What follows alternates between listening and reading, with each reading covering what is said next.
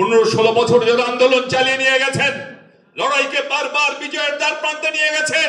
শেষ দিকে এসে কোঠা আন্দোলন এবং সর্বস্তরের জনগণের অংশগ্রহণ সমীকরণটা যখন পরিপূর্ণ করলো, তখন আন্দোলন সফল হলো। এর অর্থ কি এই সেই কিছু সংখ্যক ছাত্র যারা আন্দোলনে পরে যোগ দিল তারাই বিজয় ছিনিয়ে এনেছে? না, সব মিলেই একটি বিজয় অর্জিত হয়েছে সবার আগে। ওদের কথাবার্তা শুনলে মনে হয়তো ওরা ছাড়া আর কেউ কিছু করে না। একটা আছে না, রথযাত্রা লোকারণ্য মহাধুমধাম, ভক্তগণ লুটায়ে পায়ে পথে করিছে প্রণাম। পদ ভাবে আমি দেব, রথ ভাবে আমি, মূর্তি ভাবে আমি দেব, হাসে অন্তর্যামী।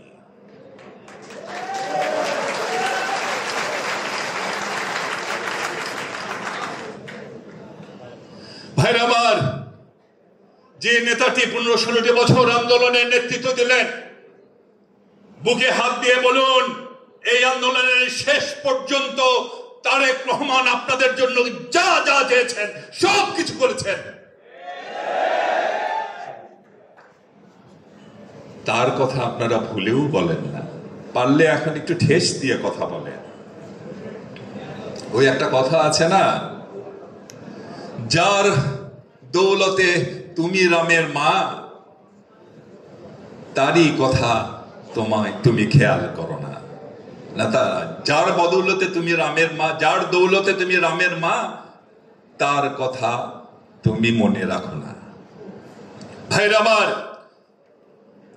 ওনারা আমরা যে এই যে সংগ্রামের পর আমরা একটি নির্বাচন চেয়েছিলাম।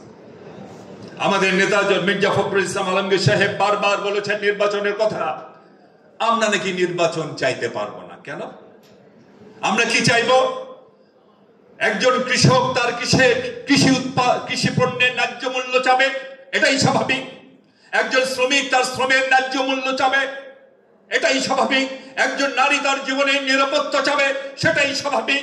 একজন শিক্ষক তার প্রাপ্ত সম্মান চাবে, সেটাই স্বাভাবিক। আর একজন পলিটিশিয়ান তিনি কি চাইবেন? তিনি কি চাইবেন? ভোট চাইবেন না? ভোট চাওয়া যাবে না।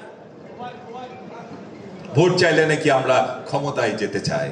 আরে বাবা, বিএনপি যদি ক্ষমতায় যেতে চাইতো, ক্ষমতায় যদি বিএনপির মুখ্য ছিল 11-এর পর ওই ফখরুদ্দিন, ওই আলু খাওয়া সেনাপতি মাইনুদ্দিন, এরা তো বেগম খালেদা জিয়ার কাছে, আমাদের নেত্রীর কাছে লোক পাঠিয়েছিলেন, পাঠিয়ে বলেছিলেন আপনাকে ক্ষমতায় বসাবো, শুধুমাত্র আমাদের সবকিছু মাফ করে দিবেন, বিনিময়ে আপনার 2 সন্তানকে অক্ষত অবস্থায় আপনার কাছে ফিরে দেব, আপনি শুধু হা বলেন।